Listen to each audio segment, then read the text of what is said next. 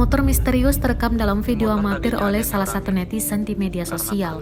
Video tersebut diunggah oleh akun @peristiwa sekitar kita. Setelah diunggah, video tersebut langsung viral di media sosial. Dalam video terdapat motor yang tidak ada pemiliknya.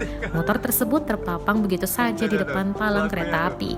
Begitu ditelisik, ternyata malah bikin geleng-geleng kepala netizen. Pemotor ini merupakan seorang bapak-bapak. Aksi pemotor tersebut terekam oleh seseorang yang tepat di belakangnya. Pemotor tersebut turun dari motor dengan berteduh di balik pojok palang pintu kereta api. Belum diketahui lokasinya di mana, namun yang pasti kejadian itu tepat di siang hari. Pemotor ini sempat ditanya oleh warga sekitar dan jawab pemotor tersebut bikin geleng-geleng kepala. Pemotor tersebut melakukan hal itu karena takut kulitnya hitam.